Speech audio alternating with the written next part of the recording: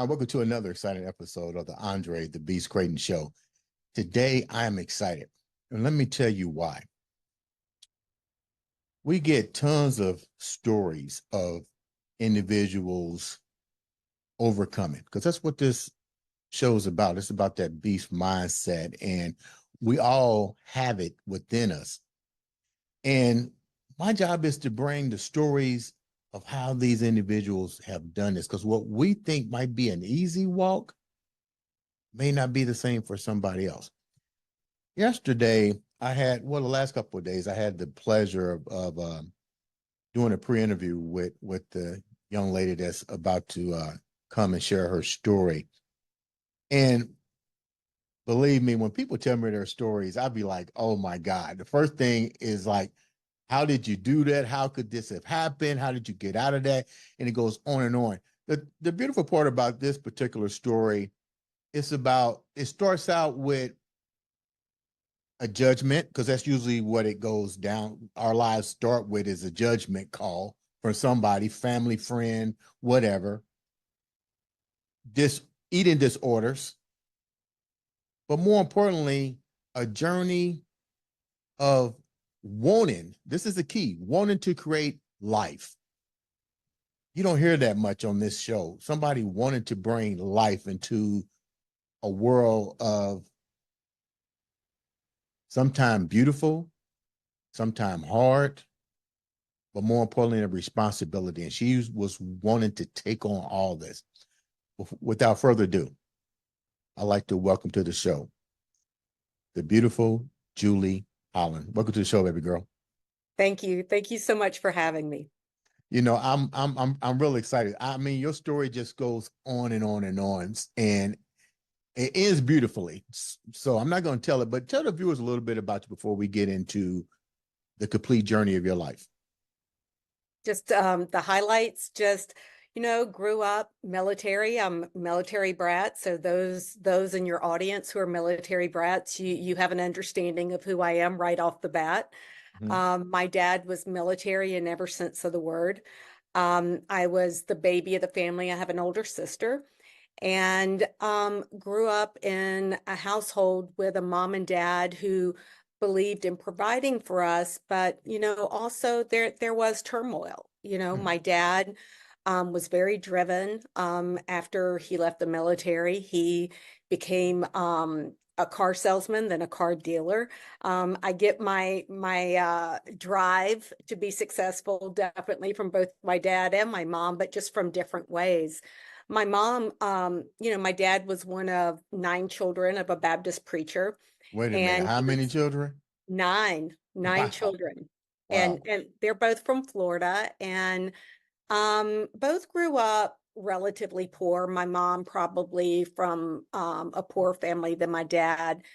And my mom was much more of what I would call the quiet giant. My dad, his voice could be very loud and he took up a lot of space, but my mom, she said a lot without ever using her words. But, as a child, I grew up in a home that was very, though very, very loving. It was fear-based. My dad was Oh. very strict, and my mom did what my dad told her to do. There was a lot of trauma in my household. There was what I call, my dad was a rageaholic. He wasn't an alcoholic. He wasn't a drug addict. He always provided for our family, but the rage he had could be just, turn on you in a heartbeat. And anyone who knew my dad in the small town where I grew up in Georgia, anyone who knew my dad knew that about my dad. Wait a minute. Stop the car. Stop the car. Uh-huh. Georgia. Yes. What part of the military? What station was your dad at? My dad was at Fort Benning, so I was born in Fort Benning. So Um, you know my hometown, which is Albany, Georgia. Then. Albany, and my mom and dad, we lived in Albany after I was born. We did move to North Carolina just very briefly, to Mhm. Fort Bragg, and then we moved to Albany where my dad was the Army recruiter there. Oh, okay. And my earliest memory was sitting on the edge of our driveway and eating cereal out of a box, and my mom and dad inside fighting. When you say your I earliest memory, Julie, mhm. not to cut you off, what do you recall about what age that was? I had to have been around 2 or 3 years old. That's pretty. That's pretty crazy to remember that at 2 years old. I I'm gonna go know. back a little. Let's go back a notch. You mentioned individuals that knew your dad and stuff, and I'm not a therapist. You are. I'm not gonna play a therapist, but it appears that a lot of these things that our parents have may have stemmed from their likelihood. What do you know about your parents, your grandparents on your father's Mhm. and your mom's side? So my grandfather on my dad's side, my paternal grandfather, he passed away when I was 2 weeks old. So Okay, I never really knew him. He knew that my mom and dad had another girl, so he knew he had another granddaughter. right, My grandma Dryden, she was tough. I mean, had to be with those 9 kids, right? right, And right. it's so funny. I have this memory of my grandmother coming to stay with us, and I was a majorette in high school, and I was outside practicing, and she was inside shelling peas. And I remember she came to the door and she's like, "Well, do you think it's your birthday or something?" And I'm like, ran back inside and started shelling peas again. I Right, mean, right. my grandmother was one that you listened to. She could be very stern. She had what we all called the Dryden look, which apparently I have sometime now. Dryden was my maiden name. And so there was a look that everyone knows that that was the Grandma Dryden look. So But you didn't know too much about your grandparents, but you mm-mm, focused on something that um really has me kind of shaking in my boots here. You mentioned fear based, and mm-mm, at 2 years old, and now you're realizing that's a powerful word to bring back to your life mm-hmm. at the age of two. So explain that a little bit more because you did say fear based. Right. I did. And just to bring in just quickly about my mom's family, my mom grew up working in tobacco fields. And so my grandfather drove a Texaco truck. My grandmother was at home, but it was a different period of time when my mom grew up. And as I mentioned, she did grow up very poor. And I believe my mom grew up very fear-based as well. Did your She, mom ever share with you what it was like? This is the oh, first time I even heard absolutely. somebody saying that their parents or their ancestors picked tobacco. Did she ever share what that was like? Oh, horrible, horrible. Hot. They didn't have shoes. I mean, they lived in North Florida, Live Oak, Florida. So, working out in those fields was some very, very hard work, and she did it from a young age. My grandfather started working out in the tobacco fields when he was 5 years old, and actually started smoking, rolling tobacco, rolling cigarettes with his brother in the Wow. tobacco fields, and he smoked until the day he died. But I think my mom was that same way, even though she was very shy. Right. She was used to a very strong paternal presence, Mm, so that wasn't something that I think that my mom, that was such a norm for her. So growing up, many times I did things not because I thought it was right or wrong, but because I was afraid of getting in trouble.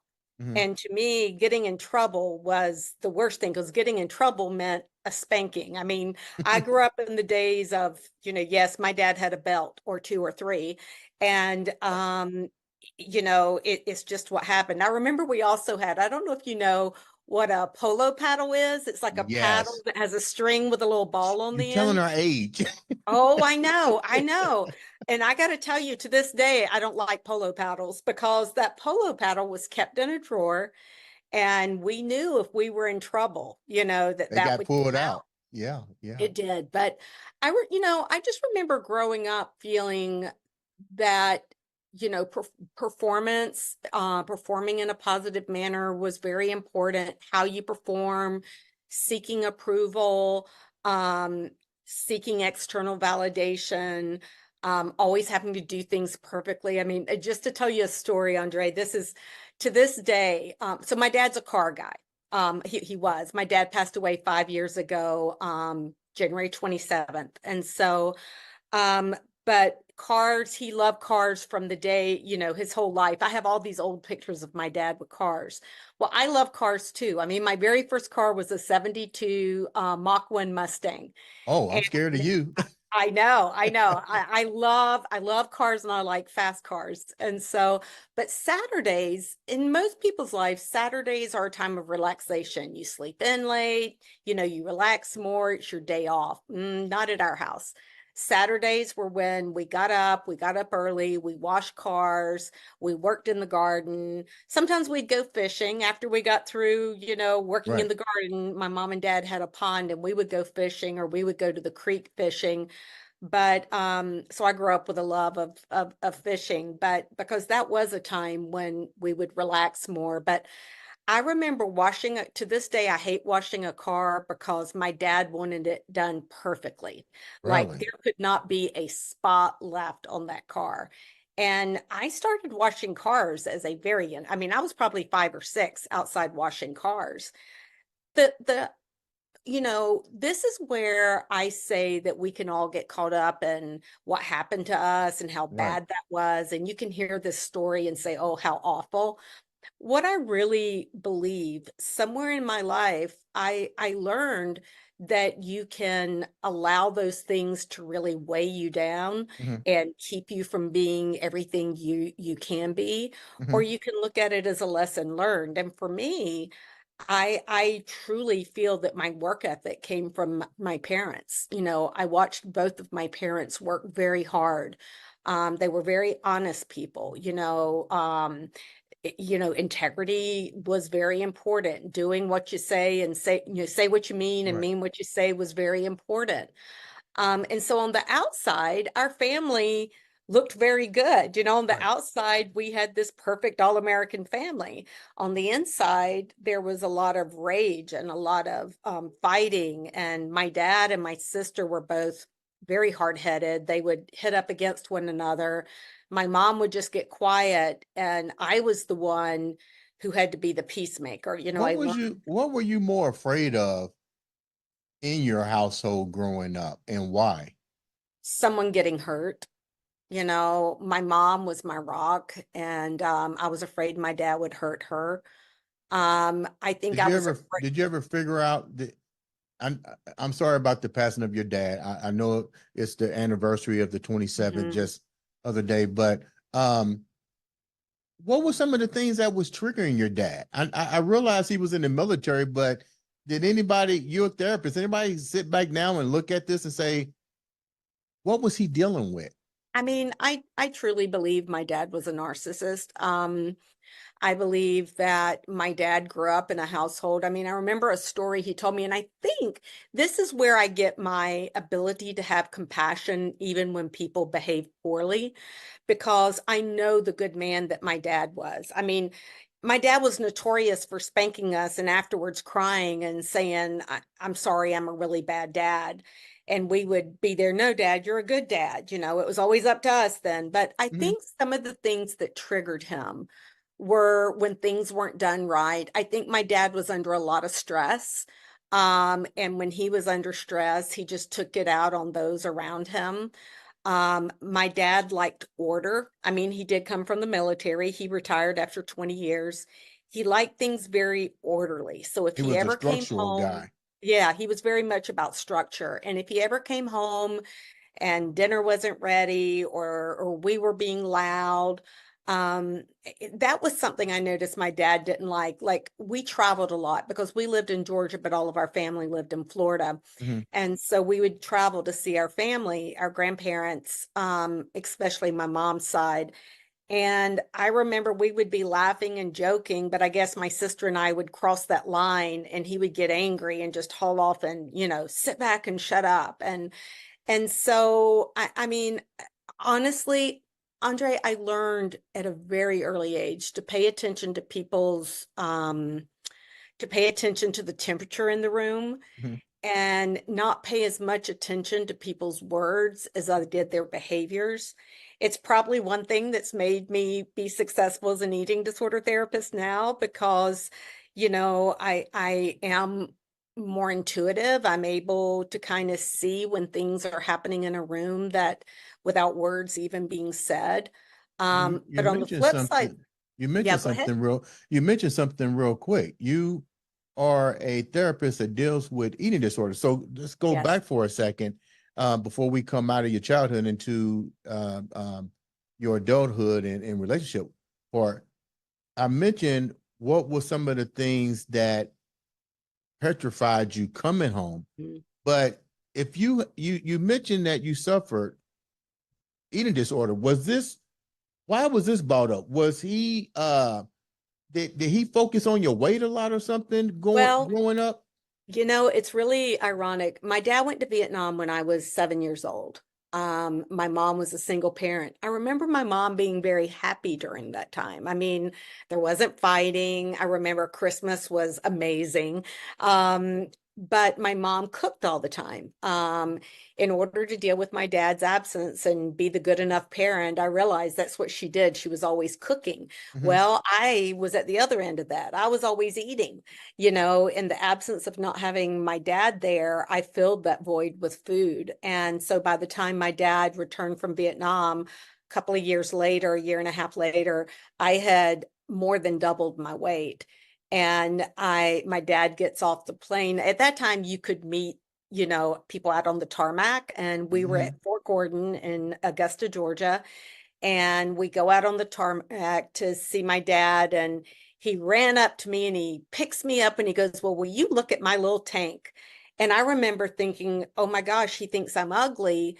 But no, in my dad's mind, a tank was a great thing. It had saved his life, over Mm-hmm. in Vietnam. And so, but I had in fact turned to food, and my mom turned to feeding us. Years later, I did realize though that my dad liked all of us looking a certain way. My mom passed away last year, and at 85 years old, my mom was still very, very focused on weight and how other people looked and not being fat. That was Mm-hmm. something that my mom, even at 85 years old, talked about often. And so, eating disorders, it's no wonder that things happen. I mean, it's no wonder, when it's in the household, but eating disorders are biopsychosocial. So I had that genetic component. There was addiction in my dad's side of the family and my mom's.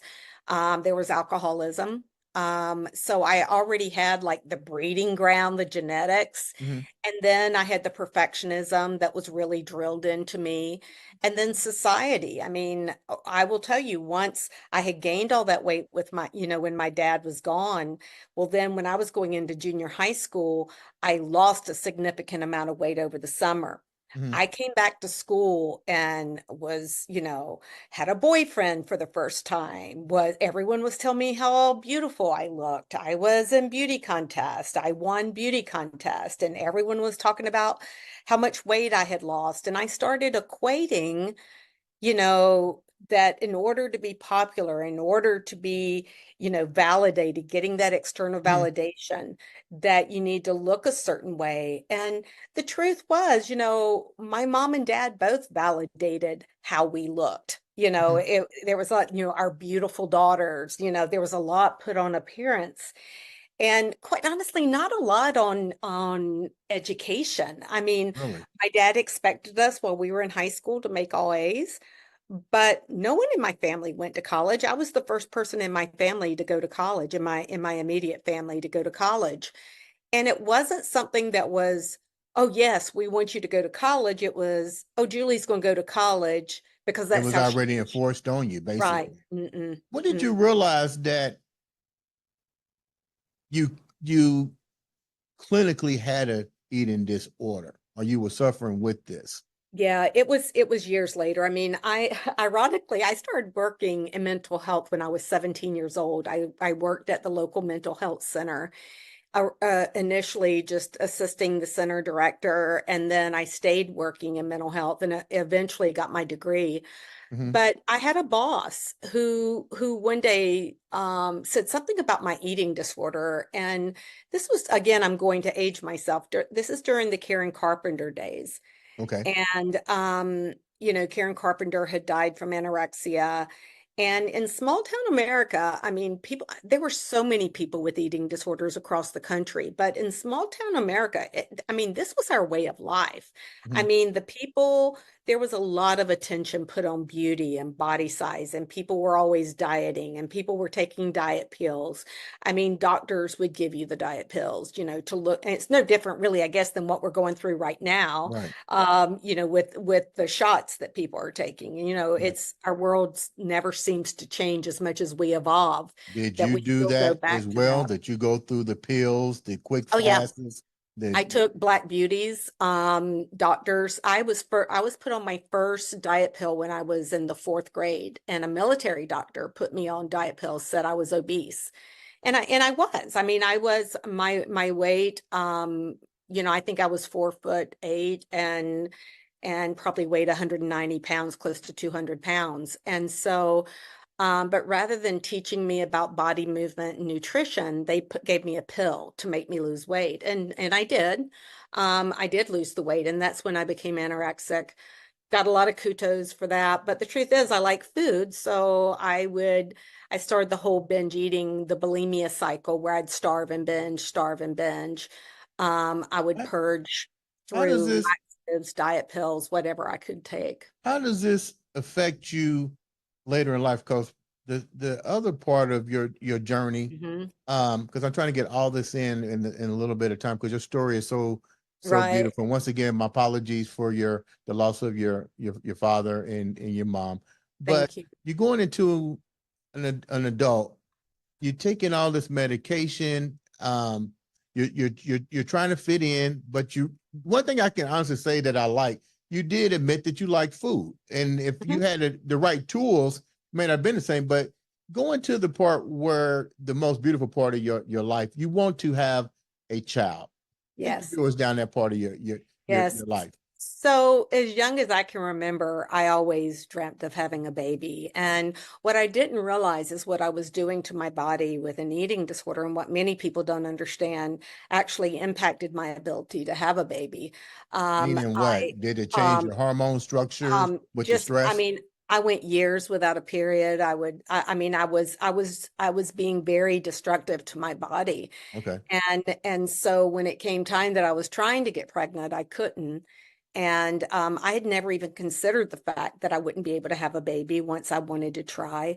But I actually went through 18 years of trying to have a baby. And finally, after two in vitro cycles of in vitro, I did have a baby, but ironically, at age 40. But the truth is, Andre, I am so grateful because when you talk about, your show, when you talk about that beast, I mean, I grew up with these things that, yes, it's what happened to me, but Mhm. it's not who I am. And what I Okay. realized was once I had my daughter, I knew I wanted to be the very best mom I could be. I wanted to learn from things I went through because what I believe is my parents were the very best parents they could be. Right. They were taught from their parents. And Mhm. so I think this is where I look at, I mean, I've been through lots of therapy. I've been through lots of failed relationships, lost jobs, um, grief and pain, losing in this past year. I lost a job. I lost my soul animal pug, and I lost my mom, Yeah. all like within 4 months of one another. But what I realized, what is it they say? What doesn't kill you makes you stronger. Right. I used to hate that, but what I realized is it's not necessarily what doesn't kill you makes you stronger, but if you allow yourself to really learn Mhm. from what's happening to you and not feel like that you can never overcome it, it really can be lessons. And I think that's why for me, I truly believe that the things that have happened to me in my life have made me a better person today. Even the things that happened in this past year, Right. I can look at, oh, I lost my job. How terrible of them, Mhm. to let me go. And then I realize, the whole let them theory, let Yeah. them, it's their company. Let them do this. And then what Right. does that mean for me? You It means know, you got to figure out now how to set maybe new goals, take mhm, accountability, look at mhm. life in a new redirect. Absolutely. That's so true. And what I realized too is, yes, people hear me talk about my daughter a lot. My daughter is now 22 years old, But one thing that I always keep in my mind, and I think that this is where people always have to find what gives them that glimmer, what gives them that hope, that thing to hold on to. And for me, mine was my dream of having a child, and specifically, having my daughter. And I can say that, so every decision I make, every single thing I do, I ask myself, is this decision I'm making, is this a decision I would want my daughter to make? Is Mhm. this how I want to be showing up for my daughter? Because sometimes there are times it's hard to show up for yourself. You Right, know, right, it is. And so it would be really easy to just give up and go, poor me. But then I look at that, how does that look to my daughter? How does that look to these eating disorder clients who I've worked right, with over the years, who I've seen them overcome challenges? And so it's where I think I've used my external validation right. and looking at what other people think to sometimes get me to where I need to be doing what's best for me. If that Ju- makes sense. Does Yeah, that, yeah. yeah. Julie, you mentioned something, and 40 years old, that's not old by any means. It's old So to have a baby. you wanted to bring a child into this world. You recognized the obstacles that were in your way, basically the eating disorder. But let's move to, before we close out, into a beautiful, even more beautiful side of your story. What was it like to finally get that nod at that you're going to be a mom? And then this is a two-part question. Knowing that you're now a mom, your daughter, you're a mother, your daughter's on her 20 years old. What do you tell your daughter now about you and what you came, and how to be a strong woman like you are? Mhm. So, first of all, I did have my daughter at 40, and I had her while we were living out of the country. I lived in Bermuda at the time. And so having my daughter, first of all, it was like a Christmas gift. I think I said to you when we talked earlier, it felt like Christmas every day. The day that I got the news that I was pregnant was truly the happiest day of my life. Yeah. Outside of the day they put her in my arms, that was the happiest day of my life. And I'll remember that day forever. I remember her looking at me and kind of that scowl, the Grandma Dryden look, we called it, Hmm. and thinking, "Oh my goodness, she's here. Now what?" And then I remember just making her a promise that I would try to be the very best I could every day, that I knew I would fail her, that there would be times I would fail her, but I would do my best to own that. And that's the thing. I think so many times as parents, we worry so much that we're going to make a mistake, so we overcompensate. Right. I think for my daughter, I've made lots of mistakes. I continue to make mistakes, but I'm not afraid to ask for forgiveness, and I'm not afraid to own those mistakes. And the lessons that I've taught my daughter is don't be afraid to live life for fear you're going to make mistakes. Don't Mhm. think that everything has to be done perfectly. She and I both love Maya Angelou's quote that people won't always remember what you said or what you look like, but they'll always remember how you made them feel. And for me, as a mom, I wanted my daughter to always know she was loved. And that's something I can say, Andre, despite all that happened in my life. And this gets me emotional.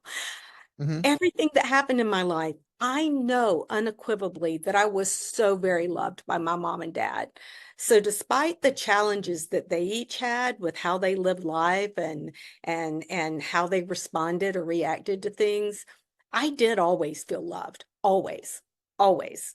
And that's something that for my daughter, I that's something she can't always control what happens around her, but she can control how others who are around her feel. And, How are they left feeling? and you have a daughter now.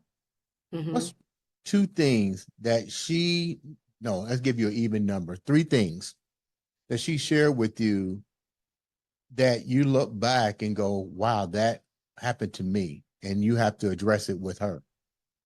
So the first was one time she brought me some very poorly written paper.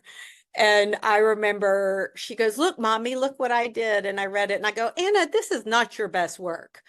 To this day, she remembers that. Really? She remembers me saying that. And she remembers just being totally deflated.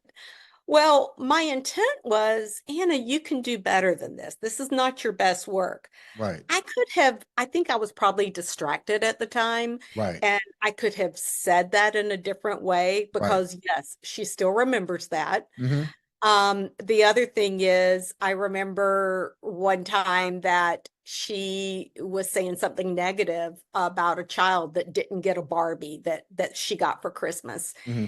And I really wanted to instill loving kindness in my daughter. And so I said, "Oh, so why are you talking bad about a little girl that didn't get a Barbie doll?" She goes, "Well, because I got one." And I said, "I tell you what, why don't you go get that Barbie and let's go wrap it up and let's go take it to that little girl who didn't get one." Because Mm, we don't know what's happening in her life, Anna. You have lots of Barbies. Let's go bring some joy to her life. mm, And I remember that, that, and my daughter, remembers that. She may not remember the specific details, but she remembers that I've talked to her about loving kindness. mm-hmm. And I think the other thing is about respect. I never really spanked my daughter, but I could sure squeeze her arm if she misbehaved. And I remember we've traveled a lot. We've been very fortunate. I really wanted my daughter to see the world. That was really important for her to understand different cultures Mm-hmm. and to know that everyone is not the same and to be able to respect diversity. And so, I mean, growing up in Bermuda, her papa was black. I mean, Right, she never thought anything about the fact of calling this man who was a black Bermudian her papa, right, right. but my daughter has seen the flip side of that. She has seen, about discrimination and really speaks out and tries to create change around that. But I remember we were in Hawaii and I had bought her a pair of glasses and I had said to her, "Anna, you need to be sure that you hold on to these glasses." And she left them on the plane and I remember her saying something like, "Oh, you can just buy me another pair." Uh, no, ma'am, I will not buy you another pair. What are you going to do to earn this? And later in the day, she was still being snarly with me. And I remember I kind of squeezed her arm, and that's all it took. Calmed her down. Right, So I think she still remembers those arm squeezes. But I think, I know that that's three there, but I think out of all of these, it's right. about kindness, that kindness goes a long way, that your looks will fade, jobs are lost, jobs are gained, um, you know, test or exams you take, or you get great grades or not so great grades. But the thing that no one can ever take away from you is kindness. and Mm. and I know that may sound very kind of cheesy in a way, but it's how we have both lived our life. Just be kind. What are you doing now before we wrap up? I know you're guiding people, you're helping people, you got a new business. Tell us a little bit about that and how the viewers can reach out to you. So I do have a consulting business, Dryden Holland Consulting, but as part of that business, I'm really excited about a new venture that we're doing called Immersion Intensives. I'm working with Jim Phillips, who was a very successful businessman, had this vision about creating a different level of care that was when people needed more than an individual, but didn't really need an IOP, intensive outpatient or partial hospitalization or residential treatment. And what we've done is we've created these intensives that are anywhere from 3 to 10 days. And what's really unique about the model is we don't have a we build it now, let's get people to come model. We Mhm. have a model of you tell us what you need and we will build it around your needs. So Wow. therefore, it's not brick and mortar. We're able to go anywhere in the country. The other thing that's very unique is it's a blended model. We believe in bringing the power of nature and excursions and body movement. Hmm. And so we combine doing outdoor excursions with best practice clinical work. We also use expressive therapies, art, body movement, breath work. And then the other part that, of course, is right up my alley as an eating disorder therapist is we bring in a chef and we really focus on the importance of nutrition and how, food is not only for the body, it's for the mind, but it can also be for enjoyment. Mhm. And I think sometimes in our world, we have forgotten the importance of that. We focus a lot on water and the need to drink all this water, Right. but we don't always focus on the value of food. And, we said this earlier, to be able to enjoy food. It's Yeah. almost like that is a taboo. I'm like, we could learn a lot from the Italians. Yeah, we could learn a lot from the Italians because food is to be enjoyed. Is there a So, phone number or a website they can go to? yes, yes. And they So also need to realize that this service is offered no matter where you're at. that's exactly right. Okay. That's exactly Is there a right. number or something they can reach out to you Yes. guys? The phone number is 615-345-9514. And the website is Immersion Intensives. Now that's Immersion, Emersion Intensives. And that's very symbolic. Immersion means coming out of. Like you Okay. come out, you emerge out of water. So many people think we're saying immersion, which is going down into, but our Right. goal is to bring people out of the dark places they're in. So I'm very, very excited about it. I think it's a wonderful model. Leave the viewers with something so positive, because this whole interview has been nothing but positive, delightful. My hats off to you for bringing a topic that we haven't had in the last 4 seasons. That's the beauty of wanting to be a mother. Leave the viewers with something positive before we wrap up today's show. Never give up hope. I'm working with a client right now who is in her 40s who believes that, having a family is something she would never have. And I said, well, why can't you? Of course you can still have a family. It Right. may mean you have to adopt or foster, but look at the children out there who really need love. And what I would say to people that in our darkest times, and believe me, I've been there, to find that one thing that can get you through that day, one thing, and hold on to that one thing until you have something bigger. It does get better. It really does. Ladies and gentlemen, this has been another exciting episode of the Andre the Beast Crayton Show.